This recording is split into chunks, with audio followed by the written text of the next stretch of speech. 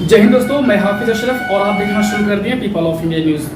दोस्तों, अपना ही बिहार के अररिया जिला प्लासी प्रखंड अंतर्गत चहटपुर पंचायत हेडक्वार्टर पंचायत का वार्ड संख्या 42/9 जिला शिक्षक नियोजन अपीलीय पदाधिकारी के ज्ञापन 501 दिनांक 11/11/12 का आदेश के अवमानना के संबंध में खास तौर जो है तेजस्वी यादव से और शिक्षा मंत्री से हम निवेदन करते हैं कि और उम्मीद भी करते हैं कि मुकम्मल तरीके पर इसकी जांच हो।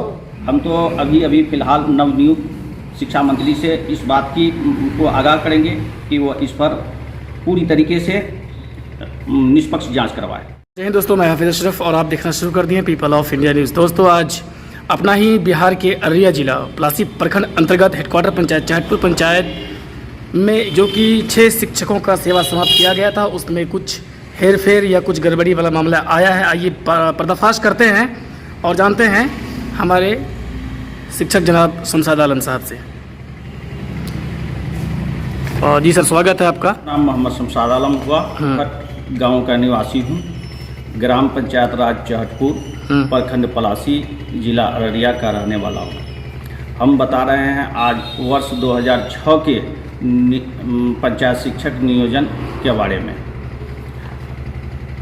पंचायत शिक्षक नियोजन 2006 में 6 के तहत 2007 17/1/2014 शिक्षकों का नियोजन हुआ था, जिसमें आपत्ति पड़ी। आपत्ति के बाद सुनवाई हुई जिला प्राधिकार के द्वारा।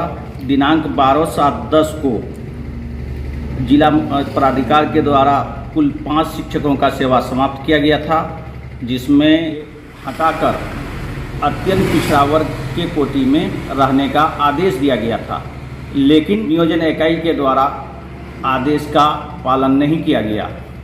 फिर दिनांक 9/11/12 और 11/11/12 को कुल 6 शिक्षकों का नियोजन रद्द कर दिया गया था जिला प्राधिकार के द्वारा।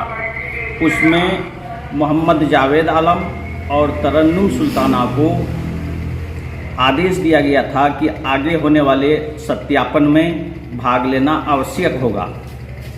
इस संबंध में मोहम्मद जावेद आलम ने एक लिखित आवेदन दिया जिला प्राधिकार को, जिसमें कोई भी कार्रवाई नहीं हुई। और अब मेरा ये कहना है कि जब मोहम्मद जावेद आलम को दिनांक 12/7/10 को जब आदेश दिया प्राधिकार महोदय ने दिनांक 12/7/10 को कि जावेद आलम को यूआर कोटि से हटकर अत्यंत पिछड़ा वर्ग के कोटि में मसरूर आलम के स्थान पर रखना है, फिर ऐसे स्थिति में आज भी जावेद आलम यूआर कोटि में किस तरह से बने हुए हैं, है ना। यह एक सवालिया निशान है। दूसरा ये कि उसी केस में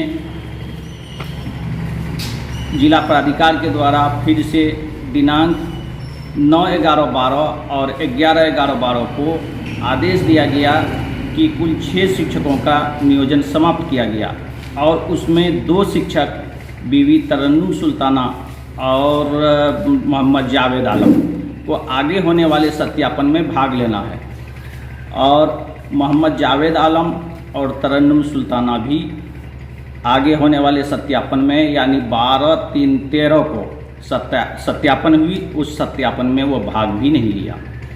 तो मेरा ये कहना है कि जब सत्यापन में भी भाग नहीं लिया, उसके बाद प्राधिकार महोदय ने जो आदेश दिया 12/7/10 को और 9/11/11/12 को वो भी नहीं वो माना या नियोजन इकाई नहीं माना, उसका पालन नहीं किया, तो फिर आज सेवा में वो कैसे है और 10 वर्ष से सेवा में बने हुए हैं। तो इनकी लिखित आवेदन आपने कहाँ दिया? इसके लिए हमने जिला शिक्षा पदाधिकारी को दिया, जिला पदाधिकारी को भी दिए हैं, प्रखंड शिक्षा पदाधिकारी को दिए हुए हैं, जिला स्थापना पदाधिकारी को भी दिए हुए हैं, शिक्षा मंत्री को भी दिए हुए हैं, मुख्यमंत्री को लिखे हुए हैं। क्या आश्वासन क्या मिली है उधर से अब तक? इस पर अभी तक कोई भी कार्रवाई नहीं हुई है। और सूत्रों से खबर ये भी है कि ये जो सेवा समाप्त किया गया था उस महिलाओं की सीट थी और 9/11/12 और 11/11/12 को जो सेवा समाप्त किया गया था उसमें छः शिक्षकों का सेवा समाप्त किया गया था, जिसमें 4 पुरुष थे, 2 महिला थी। अच्छा, है ना जी। 2 महिला जो थी उसका परसेंटेज था 62% और 58% इस तरह का। लेकिन बाद में जो नियोजन, ये सत्यापन के बाद फिर से जो नियोजन किया गया है उसमें एक उपशास्त्री महिला का किया गया है, जिसमें 51-30% मार्क्स है। तो मेरा कहना ये है कि 62% का नौकरी जब समाप्त हो गई तो 51-30 को कैसे बहाल किया गया? यानी कि 62% जिनका है उनको हटा दिया गया सेवा से, और जिनका मात्र 51% नंबर है उनको रखा गया। उनको रखा गया। तो ये कहीं ना कहीं सवाल बनता है, किस आधार पर रखा गया? और ये भी कहना है कि जब 4 पुरुष का सेवा समाप्त होता है तो 5 पुरुष का सेवा कैसे होता है?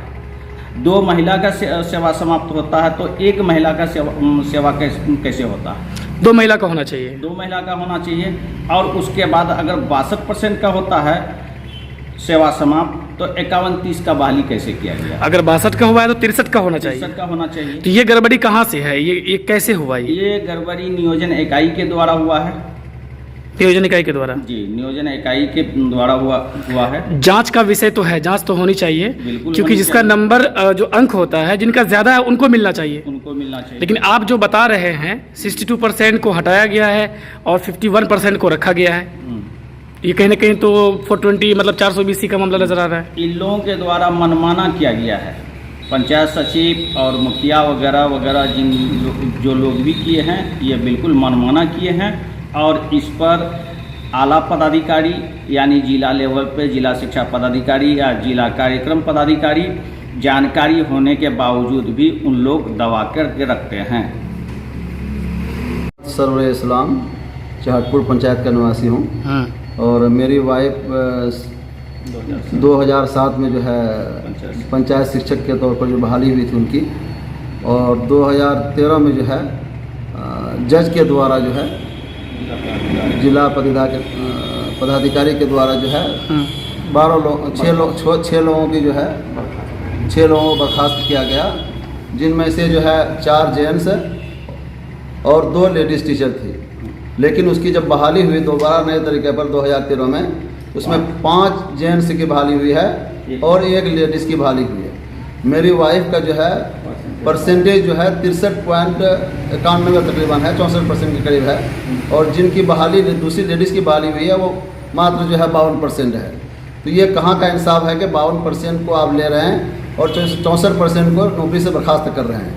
इसीलिए मीडिया के माध्यम से हम जो है मुख्यमंत्री से, नीतीश कुमार जी से, और ख़ास तौर जो है तेजस्वी यादव से और शिक्षा मंत्री से हम निवेदन करते हैं कि, और उम्मीद भी करते हैं कि इसकी जो है जांच हो, मुकम्मल तरीके पर इसकी जांच हो और दोषियों के खिलाफ सख्त से सख्त कार्रवाई की जाए और उनको नौकरी पे उसको बैठने का कोई अधिकार ही नहीं है, कुर्सी पर बैठने का, राजमान होने का कोई अधिकार नहीं है। जो गलत तरीके पर जिनकी बहाली हुई है उनको बर्खास्त किया जाए और इनकी मुकम्मल तरीके पर जांच की जाए।